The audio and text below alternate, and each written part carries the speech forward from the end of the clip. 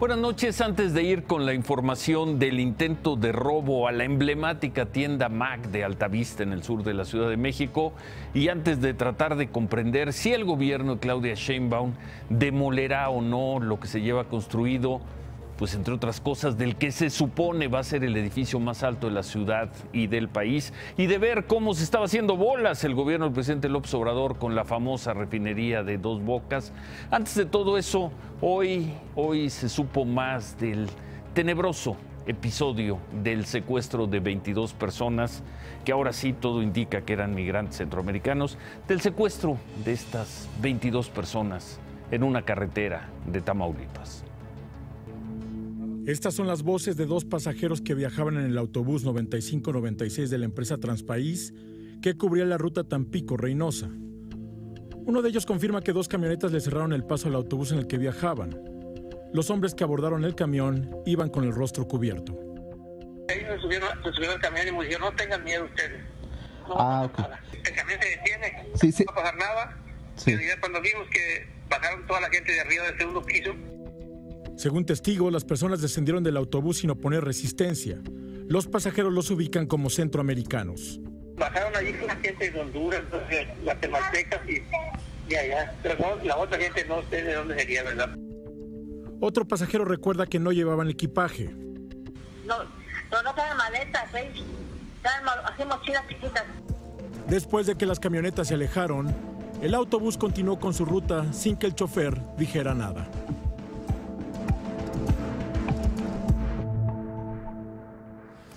Bueno, pues varios días después, los testimonios de estos pasajeros, que por cierto fueron recogidos por el portal Noticias 24/7 de Tamaulipas, han salido a la luz. Por cierto, el gobierno federal dio a conocer que una de las líneas de investigación en este caso es que se haya tratado de migrantes que contrataron al grupo que se los llevó para cruzarlos hacia Estados Unidos, es decir, que habrían sido polleros. Servicios de inteligencia de Honduras, Guatemala y El Salvador señalaron que no hay denuncias en esos países por privación ilegal de la libertad de indocumentados en la frontera de Tamaulipas. Eso lo dijo el secretario Durazo. Algo parecido dijo el presidente López Obrador en su conferencia de la mañana, pero luego se conocieron estos audios, esto que acabamos de escuchar, y aquí la pregunta es: si eran polleros, los polleros ahora se tapan la cara, se ponen máscaras, detienen camiones, suben con armas. ¿Es la nueva forma? ¿Así se llevan? ¿Qué necesidad habría de todo eso? ¿Cuál sería la necesidad? En fin, no sigue sin quedar muy claro qué fue lo que pasó la semana anterior en esta parte de Tamaulipas. Pero bueno, eso no es todo. Alejandro Encinas, el subsecretario de Derechos Humanos de la Secretaría de Gobernación, confirmó que el 21 de febrero otros 25 migrantes fueron retenidos por el crimen organizado. Esto habría sido en Ciudad Alemán, Tamaulipas. Además, describió el modus operandi. Que fueron también retenidos por fueron detenidos por parte de la delincuencia organizada, interceptados en el camino. Se está haciendo el seguimiento de esta investigación. Evidentemente eso está ligado al tráfico de personas. Bueno, pues no queda muy clara la información en ninguno de los dos casos. La información de inteligencia del gobierno federal refiere que los grupos delictivos que operan en Tamaulipas ofrecen el servicio de traslado a migrantes que quieran llegar hacia Estados Unidos. Lo que no sabíamos es que lo hacían de esta manera: ofrecen el traslado interceptando camiones, suben emboscados, suben enmascarados con armas, pasan lista, bajan a estas personas, dejan no le hacen nada al resto de los pasajeros. No hubo reportes de robo, no hubo reportes de violencia. El resto de los pasajeros siguen su trayecto sin ningún problema. Pues qué raras modalidades las del crimen organizado. Raras porque además las estamos conociendo a partir de este capítulo tenebroso, oscuro, en una región que tristemente se hizo famosa por el asesinato, por la intercepción, el secuestro y el asesinato de migrantes hace casi una década. Por lo visto, los grupos que mataron a tantas personas en esta zona de Tamaulipas, en la zona de San Fernando, con sus modalidades y sus nuevas generaciones siguen operando ahí sin mayor problema. Por cierto, hoy la organización Alto al Secuestro difundió sus cifras de febrero, cifras que fueron controvertidas por algunos gobiernos, sobre todo el de Veracruz, el mes pasado. Bueno, en el mes de febrero se registraron, según Alto al Secuestro, 187 casos, lo que representa una reducción, bueno, por fin hay un indicador que baja de violencia, una reducción de 7.8% respecto del mes anterior. Los estados con mayor incidencia de secuestros volvieron a ser Veracruz, el Estado de México y la Ciudad de México. Alto al Secuestro denunció que algunos estados no están reportando cifras reales, por lo que tuvo que hacer ajustes en las estadísticas. En diciembre del año pasado, informó, se omitieron 30 denuncias de secuestro, 29 en Veracruz y 1 en Coahuila. En enero de este año se habrían omitido 13 secuestros. La guerra de las cifras, pero como sea, Alto al Secuestro marca que el mes de febrero no fue tan grave, no fue tan terrible en ese delito tan doloroso como es el secuestro. Pero bueno, febrero no fue tan grave, no fue tan duro como enero.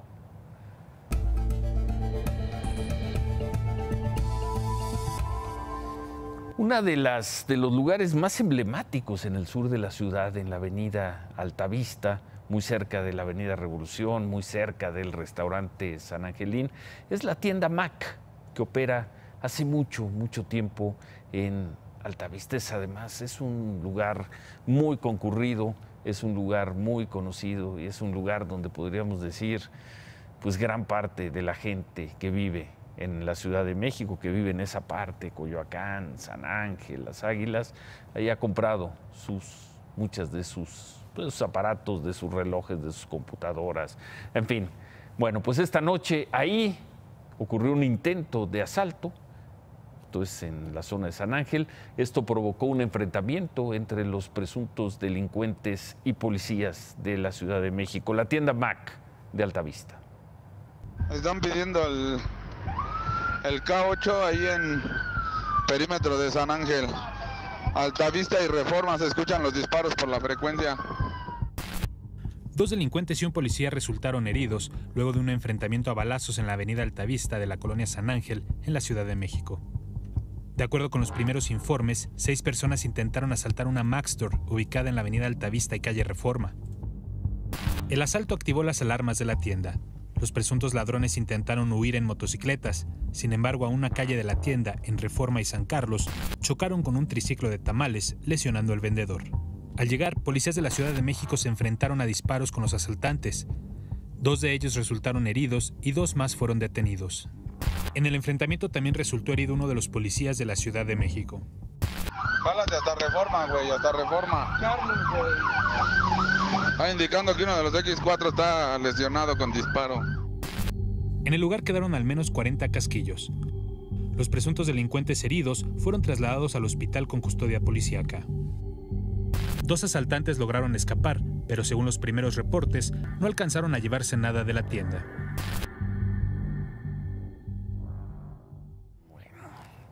Pues la tienda Mac de Altavista, un poco por casualidad, un poco por buena reacción, un poco porque pues al parecer los asaltantes no eran muy experimentados, pero se frustró este asalto y las 2 personas, si es que eran 2, las que intentaron asaltar la tienda Mac de Altavista fueron detenidas. Fue muy impactante esta noticia en la tarde-noche en esta parte de la Ciudad de México. Hablando de la Ciudad de México y de la violencia, hoy se dio a conocer un ranking de las ciudades más violentas del país. Es un ranking que toma en cuenta el número de homicidios por cada 100,000 habitantes. Este año México tiene 3 ciudades más que en 2017. Vamos a ver. 15 de las 50 ciudades del mundo con la tasa de homicidios más alta son mexicanas. De acuerdo con el informe del Consejo Ciudadano para la Seguridad Pública y Justicia Penal, que toma en cuenta el número de homicidios con relación al número de habitantes. Hay 5 ciudades mexicanas que aparecen por primera vez en esta lista, entre ellas 2 de Guanajuato, donde se desplegó un operativo de fuerzas federales desde hace más de una semana. El ranking lo encabeza Tijuana, con una tasa de 138 homicidios por cada 100.000 habitantes. En todo 2018, se registraron 2.640 homicidios, más de 7 al día. En el segundo lugar del ranking se encuentra Acapulco, donde se cometieron 948 homicidios, lo que significa una tasa de 110 por cada 100.000 habitantes. 3 ciudades mexicanas que estaban en el ranking el año pasado ya no están en 2018. México es el país con más ciudades en la lista. Le siguen Brasil, Venezuela y Estados Unidos. México supera ya a Brasil con ciudades que tienen un índice de homicidios más alto por número de pobladores. México arriba de Brasil. Quizá esa sea la indefensión de tantos habitantes del país, esa indefensión de la que habló ayer el presidente López Obrador al conmemorar sus 100 días en el gobierno.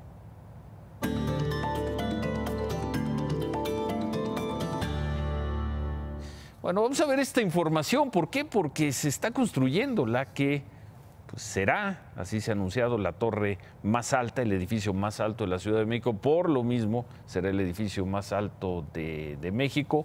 Un proyecto que de por sí ya ha tenido complicaciones, que se ha detenido, cuando menos en alguna ocasión. Y las cosas parecían muy claras cuando esta mañana la jefa de gobierno de la Ciudad de México, Claudia Sheinbaum, junto con la secretaria de Desarrollo Urbano y Vivienda, Ileana Villalobos, anunciaron que que el gobierno no autorizaría una segunda torre de este proyecto que se llama el proyecto Mítica, que se construye en la zona de Coyoacán y donde estaría este edificio, el más alto de la ciudad. Al parecer, el primer gran revés que daría este gobierno a desarrollos monumentales como esta torre mítica.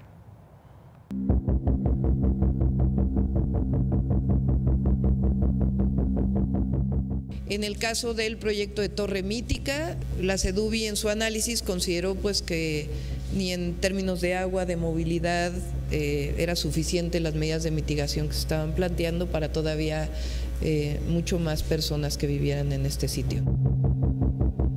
El gobierno de la Ciudad de México ya lo había advertido. Había irregularidades en permisos de construcción de 174 obras. Había suspendido algunas y llevado a juicio otras. Pero hoy dio un primer gran golpe al negar el permiso de impacto ambiental para la segunda torre del proyecto Mítica en la esquina de Universidad y Churubusco en la alcaldía Coyoacán. Un enorme desarrollo de viviendas, oficinas, comercio y entretenimiento. La zona no da para más. A esa conclusión llegó la Secretaría de Desarrollo Urbano y Vivienda. Es un desarrollo que aprovechará la infraestructura que ya existe dentro de la zona con una alta densidad, en donde le daremos todo un contexto nuevo al área, en donde los vecinos se verán beneficiados y donde todo el contexto va a ser para mejorarse. El impacto urbano es tránsito, agua, contaminación, servicios. El impacto urbano es calidad de vida. Y pese a que los desarrolladores ofrecían eso en su promocional, el gobierno capitalino consideró que el desarrollo traería exactamente lo contrario: caos.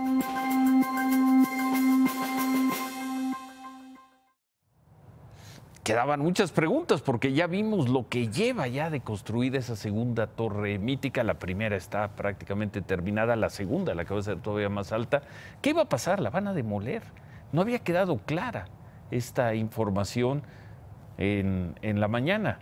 Pero lo que se dijo es que se detendría la construcción. Sin embargo, hace una hora, más o menos, Fibra 1, la empresa desarrolladora, difundió un comunicado donde afirma que el plan maestro de Mítica cuenta con todas las autorizaciones y que las obras continúan y continuarán operando con normalidad.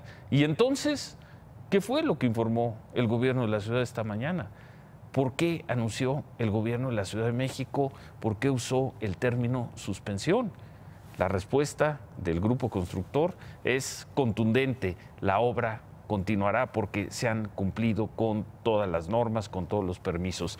Después de leer este comunicado de los constructores, Imagen Noticias consultó a la Consejería Jurídica del Gobierno de la ciudad y nos confirmaron que en efecto el proyecto Mítica, que está en marcha con varios edificios de oficinas, vivienda y comercios, cuenta con todos los permisos. Lo que ya no se autorizará es una segunda torre donde actualmente se encuentra el Centro Comercial Coyoacán.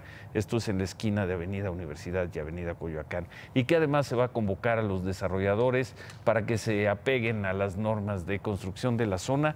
Ese es el desarrollo. Ahí está, esa es la segunda torre, la que supone que va a ser la más alta. A la derecha en la pantalla se ve la que está prácticamente terminada. Se ven otros edificios. No queda claro esta noche qué es exactamente lo que se detendrá y que nos suponemos que mañana el gobierno de la ciudad va a precisar, va a puntualizar esta información.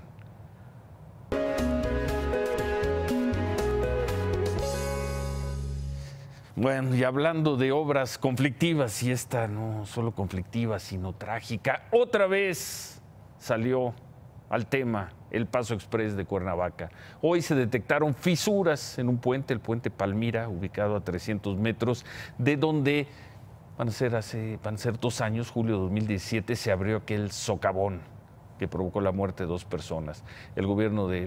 Funcionarios del gobierno de Morelos hicieron un recorrido por la obra. Esto fue lo que encontraron.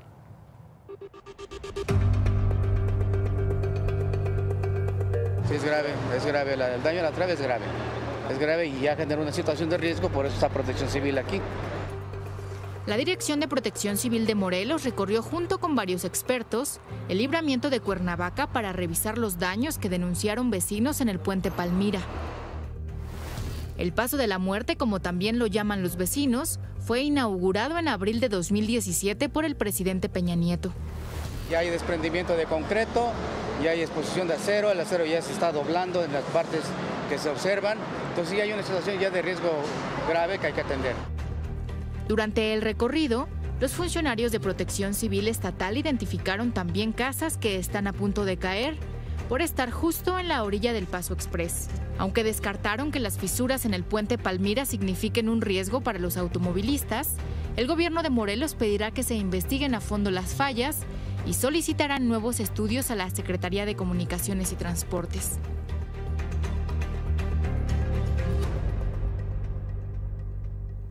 En este recorrido, las autoridades del gobierno de Morelos inspeccionaron también un canal de aguas negras que pasa por abajo del Paso Exprés. Con las lluvias se ha reportado que el canal provoca inundaciones. Es la razón que hace 2 años habría ocasionado pues, que se abriera aquel socavón que terminó con la vida de 2 personas.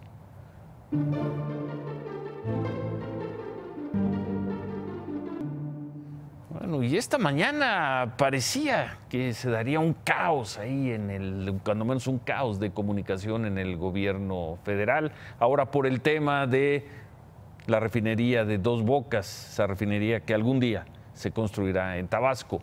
La Secretaría de Hacienda, el subsecretario de Hacienda dijo una cosa y rápidamente el presidente López Obrador y la secretaria de Energía salieron a corregirle la plana. En la tarea de despejar las dudas de los inversionistas extranjeros sobre el futuro de Petróleos Mexicanos, la Secretaría de Hacienda soltó en Londres una novedad. La construcción de Dos Bocas, la obra del presidente López Obrador para sus paisanos, sería pospuesta. Según lo informado por el subsecretario Arturo Herrera a empresarios británicos, los $2.500 millones originalmente programados para la refinería ahora iban a usarse en el plan de exploración y producción de Pemex. La noticia difundida desde Londres tuvo efectos inmediatos en México. El peso ganó peso, evidenciando que una de las obras cobijadas por el mecanso ganso presidencial no tiene las simpatías de los mercados. Pero el festejo financiero duró poco. En la mañanera de Palacio, el subsecretario de Hacienda fue desmentido. Sí tenemos presupuesto y es muy probable que se haga el anuncio sobre la licitación el 18 de marzo. No hay retraso. No, estamos muy bien y se va a construir la refinería. Se va a terminar en 3 años, como se contempló, y va a costar de 6 a 8 mil millones de dólares. Acto seguido, la confianza presidencial fue confirmada por la secretaria de Energía, Rocío Nale, porque aseguró el presupuesto para la refinería, 50,000 millones de pesos, ya está etiquetado. Es un proyecto que necesitamos en el país, y no de ahora, desde hace muchísimo tiempo, y ya estamos trabajando en ello con el IMT, Pemex, con Agua, CCE. Sin embargo, la secretaria Nale no pudo dar por hecho que el próximo lunes, en el aniversario de la expropiación petrolera, habrá banderazo de salida para Dos Bocas, con el anuncio de las bases de su licitación. ¿Se anuncia la licitación el lunes en la ceremonia de la expropiación petrolera? El 8 de marzo, posiblemente. Posiblemente. El presidente. ¿De qué depende, Rocío? No, bueno, Pemex está trabajando en ello y yo tengo la confianza de que van a poder anunciarlo, pero bueno, vamos a esperar a coordinarnos también con Presidencia de la República. Lo que sí confirmó la funcionaria es que a la desmentida Secretaría de Hacienda no le terminan de cuadrar los números para financiar una de las obras consentidas del presidente. Lo que indudablemente hoy quedó claro es que las finanzas se manejan en Palacio Nacional. Bueno, ante las aclaraciones del presidente López Obrador y de la Secretaría de Energía de que la refinería de Dos Bocas sí se comenzará a construir este año, la Secretaría de Hacienda no ha informado hasta ahora cuál es el estatus presupuestal, cuál es la situación presupuestal del proyecto de esta refinería. En otras cosas, y en medio de una gran controversia, el Senado nombró hoy a Yasmín Esquivel como nueva ministra de la Suprema Corte. La designación se hizo en una segunda ronda de votación. La señora Yasmín Esquivel obtuvo 95 votos a favor, 19 en contra y un voto nulo. Yasmín Esquivel se desempeñaba como presidenta del Tribunal de lo Contencioso Administrativo de la Ciudad de México. Desde 2012 será ministra de la Suprema Corte por un periodo de 15 años. Anoche informamos que habitantes de Juquila, en Oaxaca, retuvieron al comisionado de la Policía Estatal, José Sánchez Aldierna. Esta noche el comisionado de la Policía de Oaxaca lleva 34 horas retenido. Los pobladores exigen que se retire un bloqueo que mantienen habitantes de Yaitepec. 34 horas y no dejan libre al comisario de la Policía Estatal. Imagen Noticias buscó una versión del presidente municipal de Juquila, el señor Francisco Zárate. El presidente municipal se unió a la petición de los pobladores para que liberen el camino al santuario de Juquila. Asegura que la mayoría de sus habitantes dependen del turismo en ese lugar. Además nos confirmó que el comisionado José Sánchez Aldierna está con él en la presidencia municipal, que está bien y que no ha sido agredido por los pobladores. Bueno, también pudimos hablar un momento con el comisionado de la policía, quien solo nos dijo que está trabajando desde Juquila para poder arreglar el conflicto entre las comunidades, trabajando pero retenido. Día 9 de operativos federales en Guanajuato. Esta noche en Santa Rosa de Lima, agentes de la Fiscalía de Guanajuato decomisaron 11,000, dicen que decomisaron 11,000 litros de gasolina robada que estaba oculta. Todo esto, toda esta gasolina en viviendas cateadas. Por cierto, la semana pasada se informó que por estos operativos había 7 personas detenidas. El viernes 2 de ellos fueron liberados. Una mujer identificada como Angélica, acusada de ser la encargada de los dineros del cártel de Santa Rosa de Lima, y un hombre identificado como Javier, policía federal. No había pruebas para mantener a ninguno de ellos en la cárcel. Hoy el gobernador de Guanajuato, Diego Sinue, dijo esto. Yo hablé con el secretario Durazo, él dice saber pues de la molestia del Estado de esta liberación, porque pues aquí nosotros estamos trabajando fuerte para devolver la paz y la tranquilidad, deteniendo objetivos, y pues que se liberen así de fácil pues no nos parece justo. La Chola está vinculada, está siendo procesada por este sentido, o sea, se le está armando a carpeta de investigación por terrorismo, y esa está aquí en Guanajuato y sigue detenida. Y sobre el ataque que sufrió ayer el fiscal regional de Ixtapan de la Sal, Mauricio Blancas, en el que murió uno de sus escoltas, bueno, hoy se reporta que la salud del fiscal sigue siendo delicado. está en un hospital en Toluca.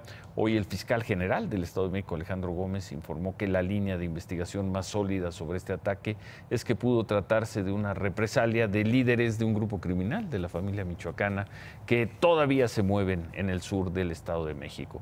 Habría sido una represalia por operativos en esa zona.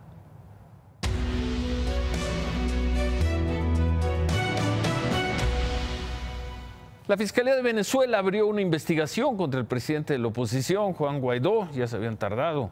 Lo están señalando de ser el responsable del sabotaje que provocó el apagón, que hoy cumplió 5 días. Hoy ya hubo servicio, aunque de forma intermitente, en la mayor parte del territorio de Venezuela. Por cierto, Juan Guaidó, el presidente de los opositores, participó en algunas de las protestas por el apagón y respondió a las acusaciones que le sigue haciendo el gobierno de Nicolás Maduro. Que salió por ahí hace rato a decir que me denunciaban por sabotaje, aquí estamos, dándole la cara al pueblo de Venezuela. Así muy pronto también tendremos que entonces recuperar nuestra oficina e ir muy pronto, pacíficamente, cívicamente, bien organizado. ¿A dónde? A la oficina de toda Venezuela, muy pronto a Miraflores. El presidente Maduro ordenó crear una comisión para investigar el apagón y, sin mencionar a Juan Guaidó, le mandó este mensaje. ¿Creen ustedes que pueden llegar al Palacio de Miraflores a asaltarlo? ¿Se han preguntado la contrarrespuesta, la contraofensiva? ¿Se lo han imaginado algún día? Las consecuencias, la profundidad del contraataque bolivariano y chavista. ¿Se han imaginado que les vamos a disparar? ¿Se han imaginado que los vamos a matar? Le faltó decir al señor Maduro. ¿Qué más tenemos, Paola?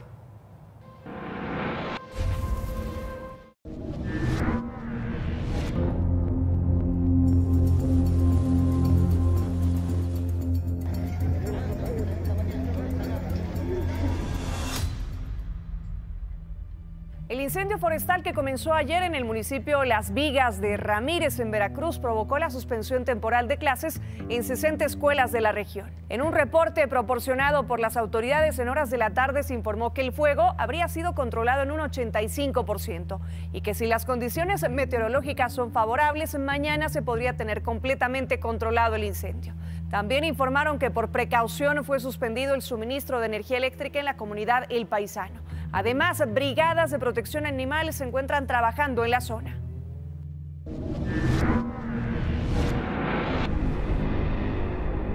Hoy se dio a conocer un video en el que se ve como una mujer comienza a convulsionar mientras espera en el área de urgencias del Hospital General Doctora Columba Rivera Osorio del ISSSTE en Pachuca, Hidalgo. Oye, se convulsionó,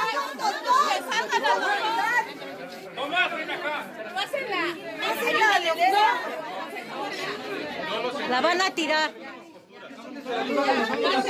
Vámonos al consultorio.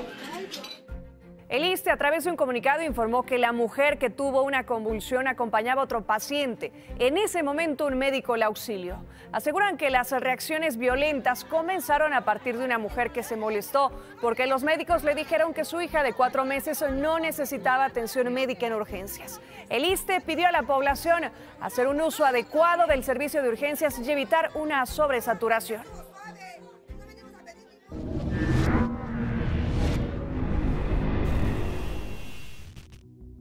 En la explanada de Palacio de Bellas Artes se manifestaron académicos, trabajadores administrativos y estudiantes de la Universidad Autónoma Metropolitana, quienes exigen a las autoridades y al sindicato de esa casa de estudios terminar con la huelga que ha paralizado las actividades durante 39 días. Exigen que se llegue a un acuerdo. Durante la concentración, algunos de los académicos se quejaron también por la desigualdad en los salarios.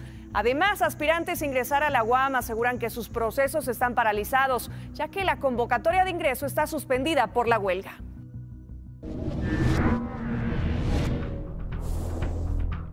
George Pell, quien fuera el número 3 del Vaticano y asesor del Papa Francisco, fue condenado a 6 años de cárcel por abuso sexual de menores. Today is a victory for not just Australians but globally. Because today we sent a message that our children are important and their lives matter. El cardenal Pell, quien fuera jefe de finanzas del Vaticano, no tendrá posibilidad de acceder a libertad condicional por 3 años y 8 meses, tras ser encontrado culpable de abusar sexualmente de 2 niños en 1996. Permiso, Ciro. Gracias, Paula. Por favor, hoy apláudanme poquito. Es más, si no aplauden, quizás está bien. Cristiano prometió 3 y metió 3. Yo ayer prometí 3 y metí 2. Sí, como lo dije en exclusiva, se aprobó la fusión entre Disney y Fox. Sí, no hubo mayor problema. Y traigo hoy a Gabriel Contreras, el presidente del Instituto Federal de Telecomunicaciones, para que diga qué es lo que tienen que vender. En este caso en particular de deportes, se autoriza la concentración en Fox Sports, lo que conocemos como este negocio en marcha, estos canales que vemos cuando tenemos la televisión de paga. Estos Fox Sports tienen que venderse a un tercero. No son parte de la concentración. Es al revés. Es al revés. Es al revés. Pero fíjate, soy tan rápido. ESPN se va a quedar con. Porque es parte de Fox. Disney, se queda. ESPN, con Fox, sí. Disney, que tiene como una de sus subsidiarias a ESPN, son los que compran a Fox. Sí, no, ayer decías que era al revés. A veces uno se A ver, pero es que ya me confundí. ¿Quién compra a quién? Disney compra a Fox. O sea, ESPN compra. Sí, ESPN es una subsidiaria de Disney que compra a Fox y obligan a vender Fox Sports. José Ramón Fernández compra a André Marín. Si Por quieren decirlo- los por dueños decirlo y así, demás. por decirlo así. ¿Y aquí Hugo Sánchez compra a Raúl Orbañanos. Sí, Eso, ya le entendí, vamos ya. entendiendo en materia Ya, de deportes. sí. Ahora a partir de ahora, se tiene que separar el negocio de Fox Sports, se tiene que nombrar un administrador independiente, se tiene que nombrar un banco de inversión y tienen 6 meses prorrogables, otros 6 meses para realizar la venta, siempre garantizando que se mantenga el valor del negocio. Por eso tienen que contratar tanto a un banco de inversión como a un administrador y a un ¿Y eso auditor cuánto tiempo independiente. va a tomar? A partir de... tienen 6 meses por el acuerdo 6 que meses. les notificaron. 6 meses más otros 6, hasta un año les pueden llevar el proceso de venta de los canales de televisión. ¿Aclarado? ¿Aclarado? ¿Y en qué te pareces a Cristiano Ronaldo? Que él prometió 3 y metió 3, ¿qué yo te prometí parece? 3 y No metí parecen- 2. no parecen en nada. Pero soy tan rápido Sí. como Usain Bolt. Me tropecé, me caí y todavía alcancé a ganarle a todos los periodistas financieros. Cálmate. ¡Veló! Cálmate. Yo ya me había corregido cuando nada todavía más, nadie nada se más había que dado diciendo cuenta. al revés. A ti porque no te hablaron los de ESPN. No, pero decían, me es al hablaron. revés, es al revés. Ya déjala ahí, Me hablaron ya, Cristiano, otros. Cristiano, déjala ahí. Nada más no voy a hacer Déjala ahí. señas de Cristiano. Déjale, hoy. brinca, Unas multas brinca brincadas. como Cristiano. Así de- Eso. Bueno, remátala, Cristiano. Si usted le entendió a lo que pasó con la refinería de Dos Bocas, que le explique a alguien. Parece que el presidente no tiene la película completa, o Rocío Nale o Arturo Herrera, pero son 3 versiones diferentes de una misma historia en la que parece hoy que desmintieron a Arturo Herrera. Veamos después del 18 de marzo. Veamos, ¿cómo ves a nuestro Cristiano, Javier? Se parece en el peinado y como Santos, primero se metió un autogol y luego pudo remontar. Ya veremos esta historia, los goles de Cristiano, la victoria de Pumas, no pudo Maradona en CEU. Bueno, hacemos una pausa, regresamos con eso y con la pregunta, ¿qué habría pasado? ¿Cómo habrían reaccionado organizaciones, esas personas que tanto critican si el gobierno del presidente Peña Nieto hubiera promovido a la Suprema Corte a la esposa de uno de sus constructores más cercanos? Volvemos con esos dos temas. Raúl Cervantes declinó la posibilidad de ser ministro de la Suprema Corte, de contender para ser ministro. ¿Por qué? Porque un furioso y bien organizado movimiento de organizaciones civiles impuso la idea de que Cervantes era amigo del presidente Peña Nieto, por lo que su llegada a la Corte sería, así decían, una vergonzosa e inaceptable subordinación ante la presidencia de la República. Pero eso fue ayer. Hoy, una persona seguramente incuestionable, una mujer seguramente apta para el cargo, pero cercana a los afectos del nuevo gobierno, la señora Yasmín Esquivel, fue elegida por el Senado como nueva ministra de la Corte. Esta vez no hubo voces furiosas ni bien organizadas que trataran de impedirlo. ¿Por qué? Las voces que derrotaron a Raúl Cervantes hoy dejaron pasar, hoy callaron ante Yasmín Esquivel, quien por cierto es esposa del constructor José María Riobó. Imagen Noticias con Ciro Gómez Leiva, lunes a viernes 10:30 p.m. Participa en Imagen Televisión.